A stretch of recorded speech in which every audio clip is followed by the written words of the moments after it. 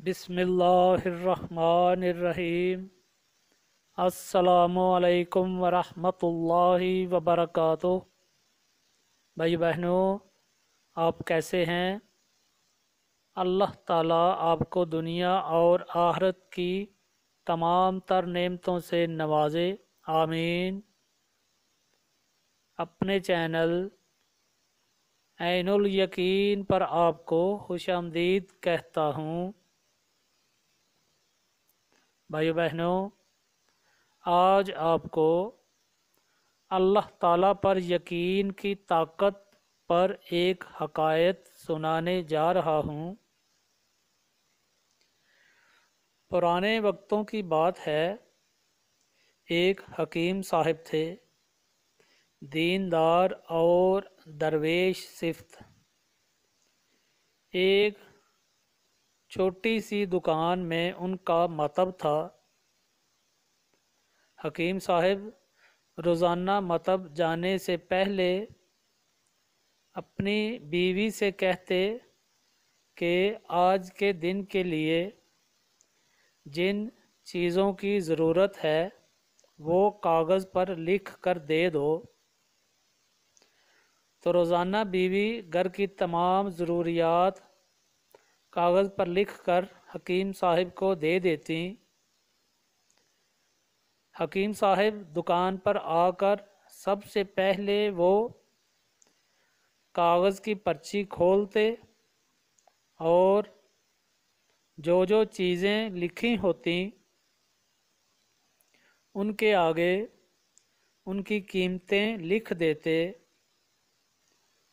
और सारी कीमतों को जमा करके नीचे एक रकम बना लेते और अल्लाह ताला से दुआ करते, या रब्बे करीम, मैं सिर्फ़ तेरे हुक्म की तामील में तेरी इबादत छोड़कर यहाँ रिज़्क़ कमाने आ बैठा हूँ।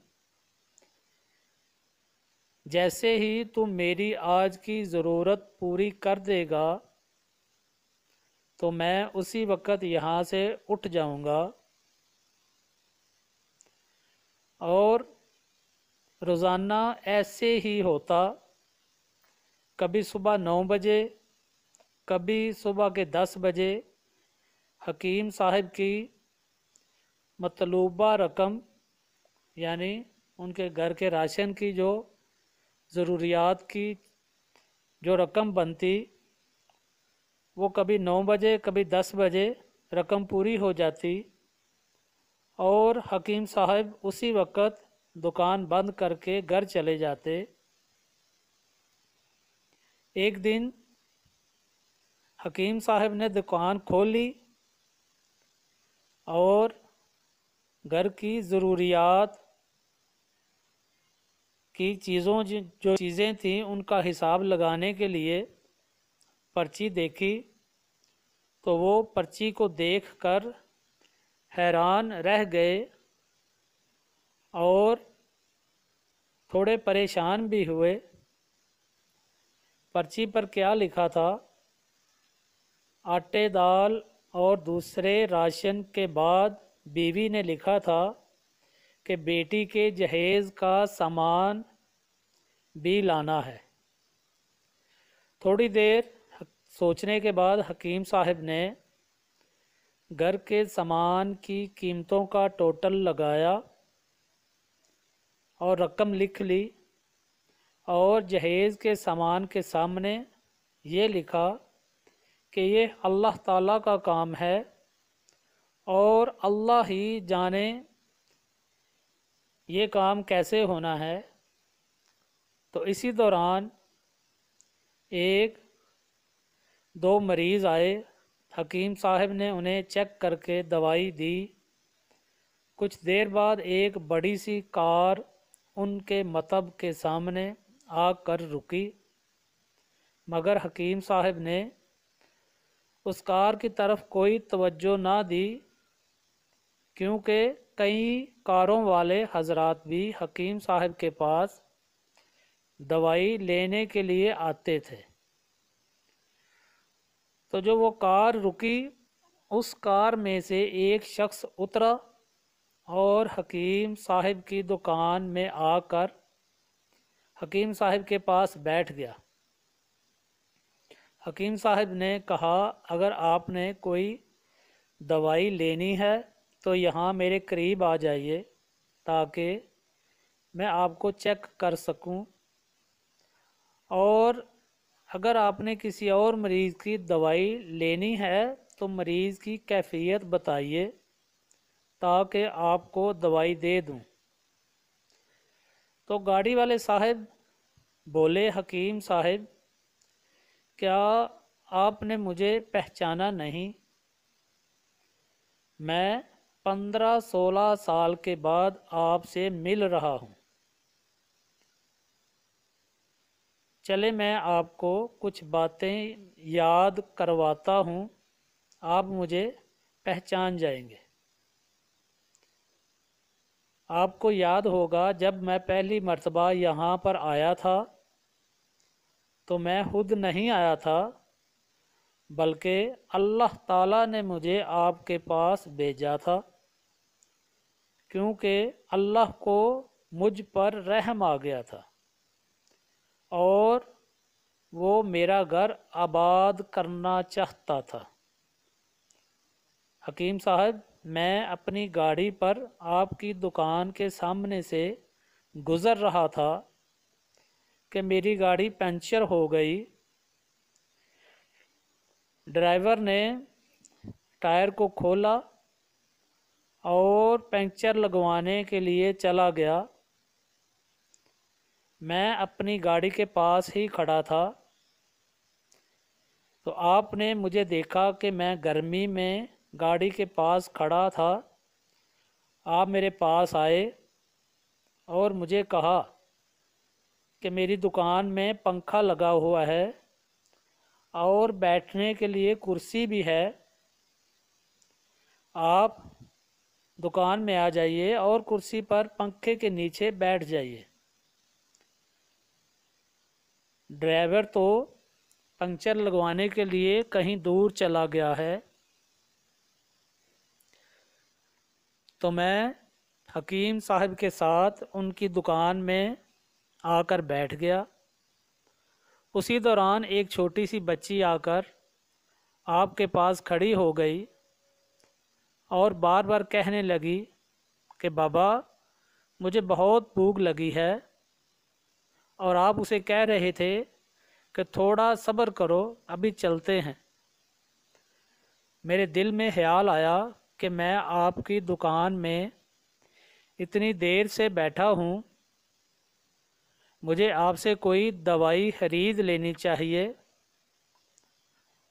ताकि आपकी मदद हो जाए और आपको मेरा यहाँ पर बैठना नागवार ना गुज़रे। यही सोचकर मैंने हकीम साहब से कहा, हकीम साहब, मैं इंग्लैंड में रहता हूँ, वहाँ गए हुए मुझे 5 से 6 साल हो गए। इंग्लैंड जाने से पहले मेरी शादी हुई थी लेकिन औलाद नहीं है। पाकिस्तान में और इंग्लैंड में बड़ा इलाज करवाया मगर कोई फ़ायदा ना हुआ। तो आपने कहा, भाई अपने रब से मायूस ना हो, इस्तग़फ़ार पढ़ो, याद रखो उसके ख़जाने में किसी चीज़ की कमी नहीं है। औलाद, मालो असबाब, गमी खुशी सब अल्लाह के हाथ में है। किसी डॉक्टर के हाथ में शफा नहीं होती और ना किसी दवा में शफा होती है। अगर शिफा मिलती है तो अल्लाह के हुक्म से मिलती है। औलाद देनी है तो अल्लाह ताला ने देनी है। हकीम साहब, मुझे याद है कि आप बातें करते करते दवाई की पुड़ियाँ बनाते जा रहे थे। तमाम पुड़ियाँ आपने 2 हिस्सों में तकसीम करके अलग अलग लिफाफों में डालीं। फिर मुझसे पूछा कि आपका नाम क्या है। मैंने अपना नाम बताया, मेरा नाम साजिद है। और आपने दवाई के एक लिफाफे पर साजिद लिखा और दवाई के दूसरे लिफाफे पर बेगम साजिद लिखा। फिर दोनों लिफाफे मुझे दिए और दवाई इस्तेमाल करने का तरीका समझाया। मैंने ऐसे ही बेदिली से ये दवाई ले ली, क्योंकि मेरा मकसद तो सिर्फ आपको कुछ रकम देने का था। जब दवाई लेने के बाद मैंने दवाई के पैसे पूछे तो आपने कहा कि बस ठीक है। जब मैंने ज़्यादा इसरार किया तो आपने कहा कि आज का खाता बंद हो गया। मैंने कहा मुझे आपकी बात की समझ नहीं आई। तो उसी दौरान पास बैठा हुआ शख्स बोला कि हकीम साहब के घर का जो आज का खर्चा था वो हकीम साहब को मिल गया है। खर्चे से ज़्यादा हकीम साहब पैसे इकट्ठे नहीं करते। तो मैं बड़ा हैरान हुआ और शर्मिंदगी भी हुई कि मैं हकीम साहब के बारे में क्या सोच रहा था, और ये सादा सा हकीम कितना अजीम इंसान है। अपने घर पहुंचा। घर पहुंचकर मैंने जब अपनी बीवी को दवाइयाँ दिखाईं और सारा माजरा सुनाया तो मेरी बीवी कहने लगी, वो कोई इंसान नहीं, हमारे लिए तो फरिश्ता है, और मुझे यकीन है कि उसकी दी हुई दवाई हमारे लिए फ़ायदेमंद साबित होगी। तो हकीम साहब, मैंने और मेरी बीवी ने आपकी दी हुई दवाई आपकी हदायत के मुताबिक इस्तेमाल की और आज मैं 3 बच्चों का बाप हूँ। अल्लाह ने आपको हमारी मदद का वसीला बनाया। हम हमेशा आपके लिए दुआ करते हैं। जब भी मैं पाकिस्तान आया हमेशा आपसे मिलने आया, लेकिन आपकी दुकान को बंद ही पाया। मैं कल दोपहर भी आया था लेकिन आपकी दुकान बंद थी। पास वाली दुकान वाले से पूछा तो उस आदमी ने कहा कि अगर आपने हकीम साहब से मिलना है तो 9 बजे लाजमी पहुंच जाएं, वरना उनसे मिलने की कोई गारंटी नहीं। इसलिए आज मैं सुबह सुबह आपके पास आपको मिलने आया हूँ।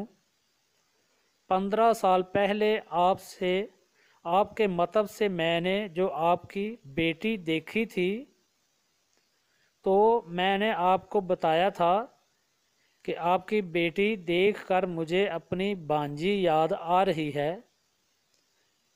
मेरी बांजी की शादी इस माह की 21 तारीख को होना थी। उसकी शादी का सारा खर्च मैंने अपने ज़िम्मे लिया हुआ था। मैंने उसे रकम पहले ही भिजवा दी ताकि वो अपनी मर्ज़ी की चीज़ें खरीद ले, मगर उसे बुखार था। उसने किसी को ना बताया कि उसे बुखार है, सिर्फ बुखार की दवाई खाती रही और चलती फिरती रही। फिर एक दिन बेहोश होकर गिर गई।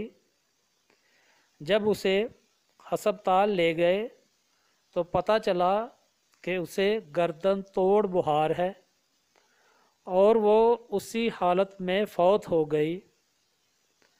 उसके फौत होते ही मुझे और मेरी बीवी को न जाने क्यों आपकी बेटी का ख्याल आया और हमने फ़ैसला किया कि जहेज़ का सारा सामान आपकी बेटी के लिए पहुंचा देंगे। अगर शादी جلدی ہوئی تو سارا انتظام خود کریں گے، اور اگر شادی حکیم صاحب نے بعد میں کرنی ہوئی تو نقد رقم پہنچا دیں گے۔ میری درخواست ہے کہ آپ یہ سب کرنے کے لیے مجھے انکار نہ کیجیے گا۔ حکیم صاحب بڑے حیران ہوئے اور بولے، ساجد صاحب، آپ جو کچھ کہہ رہے ہیں مجھے تو یقین نہیں ہو رہا۔ میں نے آج صبح جب بیوی کے ہاتھوں کی لکھی پرچی دیکھی تو راشن کے علاوہ بیٹی کے جہیز کا سامان لانے کو لکھا تھا، تو میں نے جہیز کے سامان کے آگے لکھ دیا تھا کہ یہ اللہ کا کام ہے اور اللہ ہی کرے گا۔ آپ خود دیکھ لیں میں نے پرچی پر کیا لکھا ہوا ہے۔ یہ کہہ کر حکیم صاحب نے پرچی ساجد صاحب کو تھما دی۔ ساجد صاحب نے جب پرچی دیکھی تو عبارت دیکھ کر حیران ہو گئے۔ لکھا تھا، اللہ کا کام ہے، اللہ ہی نے کرنا ہے۔ ساجد صاحب، یقین جانیے آج تک میری بیوی نے پرچی پر جو بھی سامان لکھا کبھی ایسا نہیں ہوا کہ اس کا انتظام نہ ہوا ہو۔ آپ کی بانجی کی وفات کا مجھے بے حد افسوس ہے، لیکن میں اپنے رب کریم کی قدرت پر حیران ہوں جو کیا کیا معجزے دکھاتا ہے۔ تو بھائی بہنوں، یہ دیکھیں اللہ تعالیٰ پر یقین رکھنے کی کتنی بڑی طاقت ہے کہ حکیم صاحب نے صرف راشن کی پرچی دیکھ کر جدھر جہیز کا سامان لکھا تھا اس کے آگے لکھ دیا کہ اللہ کا کام ہے، اللہ نے ہی کرنا ہے۔ تو دیکھیں اللہ تعالیٰ نے حکیم صاحب کی کس طرح مدد فرمائی۔ بھائیو بہنوں، ہمیں بھی اللہ تعالیٰ سے کبھی نا امید نہیں ہونا چاہیے، مایوس نہیں ہونا چاہیے، کیونکہ اللہ تعالیٰ فرماتے ہیں کہ مایوسی گناہ ہے۔ تم مجھ پر یقین کر کے دیکھو، صدقے دل سے مانگ کے دیکھو، میں نے نہ دیا تو تب کہنا۔ سبحان اللہ۔ اللہ تعالیٰ سے دعا ہے کہ اللہ تعالیٰ ہم سب کی نیک حاجات، نیک تمنائیں اپنی رحمتوں سے پوری فرما دے۔ آمین ثم آمین۔ اللہم صلی علی سیدنا مولانا محمد وعلی آل سیدنا و مولانا محمد وبارک وسلم۔ ربنا آتنا فی الدنیا حسنۃ وفی الآخرۃ حسنۃ وقنا عذاب النار۔ یا رب کریم، اپنے پیارے محبوب کا صدقہ اپنا فضل کرم اور رحمتیں نازل فرما دیجئے۔ یا رب کریم، اپنے پیارے محبوب کا صدقہ سب کی نیک حاجات، نیک تمنائیں پوری فرما دیجئے۔ سب بیماروں کو شفائے کاملہ عطا فرما دیجئے۔ سب کے دکھ درد، پریشانیاں اور مشکلیں دور فرما دیجئے۔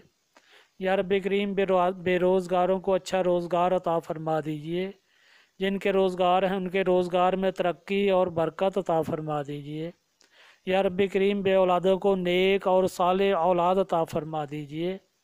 یا رب کریم، اپنے پیارے محبوب کا صدقہ اپنا فضل کرم اور رحمتیں فرما دیجئے۔ سب کی تنگ دستی دور فرما دیجئے۔ غیب سے سب کی دستگیری فرما دیجئے۔ سب کے گھروں میں خیر و برکت عطا فرما دیجئے۔ سب کے گھروں میں رزق کی فراوانی عطا فرما دیجئے۔ یا رب کریم، ہمارے وطن پاکستان کو دن دگنی رات چوگنی ترقی عطا فرما دیجئے۔ یا رب کریم، جو ہمارے فوت شدگان ہیں، عزیز و اقربا، بھائی بہن، والدین، یا رب کریم اپنے پیارے محبوب کا صدقہ ان سب کی بخشش فرما دیجئے۔ سب کے صغیرہ کبیرہ گناہوں کو معاف فرما دیجئے۔ ان کی قبروں کو جنت کا حصہ بنا دیجئے اور جنت میں انہیں اعلیٰ مقامات عطا فرما دیجئے۔ آمین ثم آمین۔ ربنا تقبل منا انک انت السمیع العلیم وتب علینا انک انت التواب الرحیم، وصلی اللہ تعالی علی خیر خلقہ محمد وآلہ واصحابہ اجمعین برحمتک یا ارحم الراحمین، آمین۔ السلام علیکم ورحمۃ اللہ وبرکاتہ۔